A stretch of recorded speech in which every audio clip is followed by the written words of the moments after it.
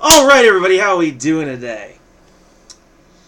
So, special report from Reuters. Time to take out our swords inside Iran's plot to attack Saudi Arabia. This is going to be very, very, very bloody. I'll try to not read the entire article, this is very long. I'll make room for my commentary, but 4 months before a swarm of drones and missiles crippled the world's biggest oil processing facility in Saudi Arabia, Iranian security officials gathered at a heavily fortified compound in Tehran. The group included the top echelons of Islamic Revolutionary Guard Corps, an elite branch of the Iranian military whose portfolio includes missile development and covert operations. The main topic that day, in May, how to punish the United States for pulling out of a landmark nuclear treaty and reimposing economic sanctions on Iran, moves that have hit the Islamic Republic hard. So this is basically Trump's fault. He instigated and he provoked. It's what he does. With Major General Hussein Salami, leader of the Revolutionary Guards, looking on, a senior commander took the floor. "It is time to take our swords and teach them a lesson," the commander said, according to the 4 people familiar with the meeting. Hardliners in the meeting talked of attacking high-value targets, including American military bases. Yes, what ultimately emerged was a plan that stopped short of direct confrontation that could trigger a devastating U.S. response. Iran opted instead to target oil installations of America's ally, Saudi Arabia, a proposal discussed by top Iranian military officials in that May meeting and at least 4 that followed. This account, described to Reuters by 3 officials familiar with the meetings and a 4th close to Iran's decision-making, is the first to describe the role of Iran's leaders in plotting the September 14th attack on Saudi Aramco, Saudi Arabia's state-enrolled oil company. These people said Iran's supreme leader, Ayatollah al-Khamenei, approved the operation with strict conditions. Iranian forces must avoid hitting any civilian or Americans. Reuters was unable to confirm their version of the events with Iran's leadership. A Revolutionary Guards spokesman declined to comment. Tehran has steadfastly denied involvement. So what, were they operating on their own? Well, that's not acceptable. If you've got an arm or branch of your country acting without your knowledge or control, or the consent of its people, what else can be called other than a terrorist group?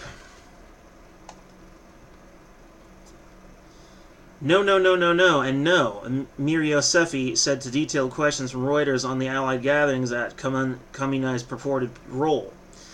The Saudi government communications office did not respond to a request for a comment. The U.S. Central Intelligence Agency and Pentagon declined to comment. A senior Trump administration official did not directly comment on Reuters' findings, but said Tehran's behavior and its decades-long history of destructive attacks and support for terrorism are where Iran's economy is in shambles. Yemen's Iran-aligned Houthi rebels at the center of a civil war against Saudi-backed forces claim responsibility for the assault on Saudi oil facilities. That declaration was rebuffed by U.S. and Saudi officials who said the sophistication of the defensive pointed to Iran. Saudi Arabia was a strategic target. The kingdom is Iran's principal regional rival and a petroleum giant whose production is crucial to the world economy.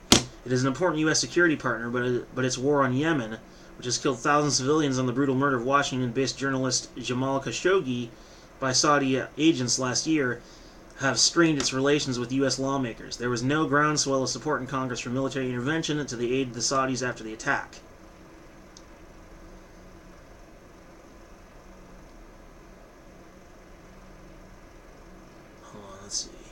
The attack temporarily halved Saudi Arabia's oil production and knocked out 5% of the world's oil supply. Global crude prices spiked. This is very, very bad. Trump literally provoked this response from these people, and now it's actually going to come back to bite us. Man, talk about your karma. You irritate the bull, but get ready to get the horns, let me tell you. But the assault prompted U.S. Secretary of State Mike Pompeo to accuse Iran of an act of war in the aftermath. Tehran was hit with additional U.S. sanctions. The United States also launched cyber attacks against Iran, U.S. officials told Reuters. The Islamic Republic has blamed thugs linked to the United States and other regional adversaries for orchestrating street demonstrations that have rocked Iran since mid-November, when the government hiked fuel prices.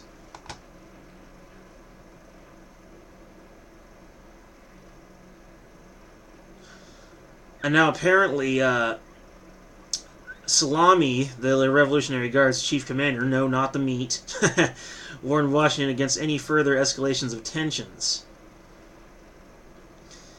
As they scour targets, the plan by Iranian military leaders to strike Saudi oil installations developed over several months, according to the officials close to Iran's decision-making. Details were discussed thoroughly in at least 5 meetings, and the final go-ahead was given by early September, the official said. All those meetings took place at a secure location inside the southern Tehran compound. 3 of the officials told Reuters. They said Khamenei, the supreme leader, attended one of the gatherings at his residence, which is also inside that complex.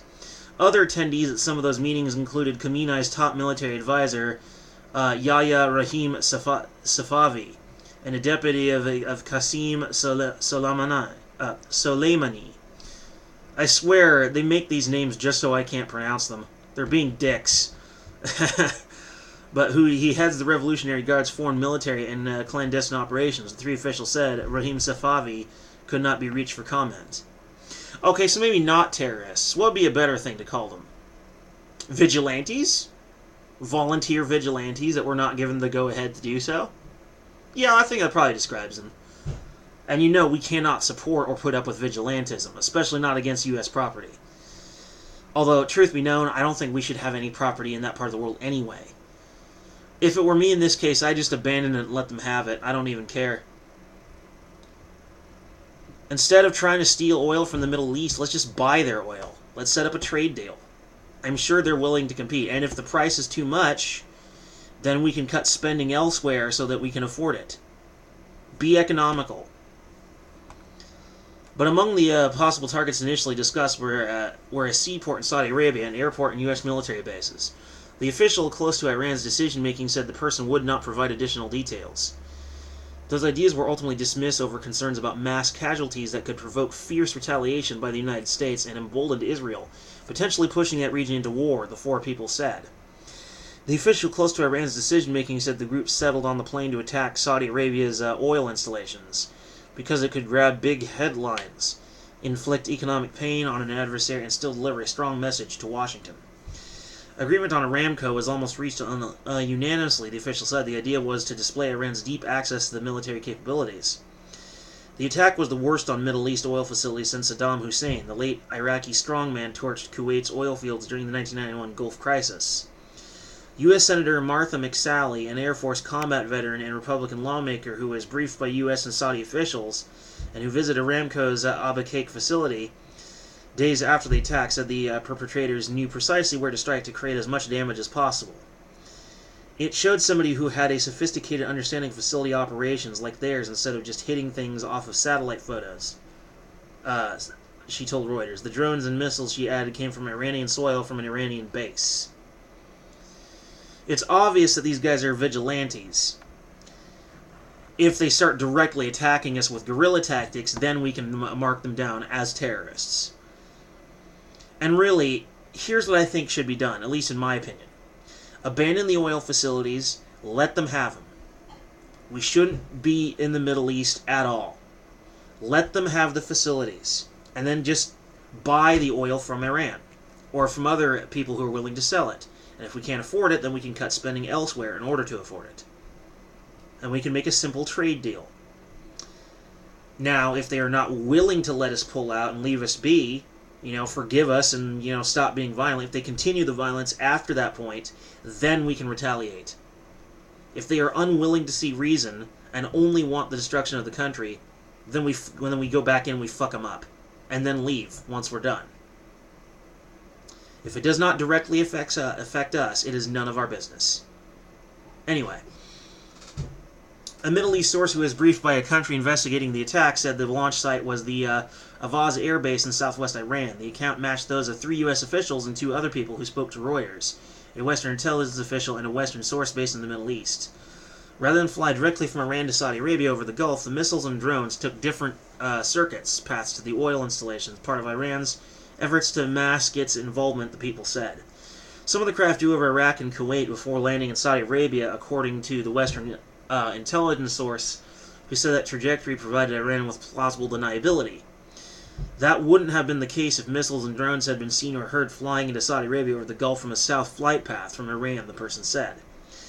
Revolutionary Guards commanders briefed the Supreme Leader on successful operation hours after the attack, according to the official close to the country's decision-making. Images of fires raging at the Saudi facilities were broadcast worldwide. The country's stock market swooned. Global oil prices initially surged. 20% officials at Saudi Aramco gathered in what was referred to internally as the emergency management room at the company's headquarters. One of the officials who spoke with Reuters said Tehran was delighted with the outcome of the operation.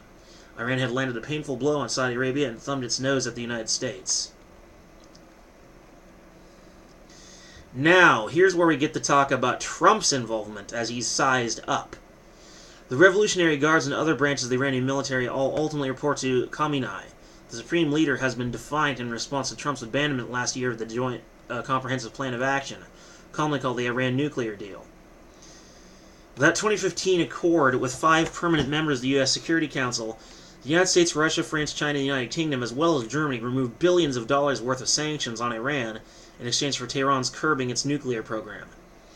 Trump's demand for a better deal has seen Iran launch a two-pronged strategy to win relief from sweeping sanctions reimposed by the United States, penalties that have crippled its oil exports and all but shut it out of the international banking system. Iranian President Hassan Rouhani has signaled a willingness to meet with American officials on condition that all sanctions be lifted. Simultaneously, Iran is flaunting its military and technical prowess. In recent months, Iran has shot down a U.S. surveillance drone and seized a British oil tanker. Oh, you already know that shit. But, yeah. This was a bad move by Trump. Peace, or rather I should say a relative peace, had been established and maintained thanks to the Iranian nuclear deal. Obama made peace in the Middle East. Can we say the same for Trump or Bush? Hell no. Not that I want to give that man any credit, because he was a chronic money waster, and really just... he was a bad president for the most part. But I think that Obama's foreign policy was actually pretty good. Trump is like the opposite of that. His domestic policy is really good, and his foreign policy is terrible. Whereas Obama's domestic policy was terrible, and his foreign policy was good. The shoe is on the other foot now. But of course he couldn't just keep the nuclear deal in place, and he couldn't just not put sanctions on Iran, because sanctioning countries into oblivion is part of his plan, his maximum pressure, where he pressures and bullies other countries into behaving the way he thinks they should. He thinks that's gonna go down, that people are just gonna put up with that. No, they aren't just gonna put up with it. They're gonna try and do something about it. Obama made peace. Trump is disrupting that peace. Good job, numbnuts.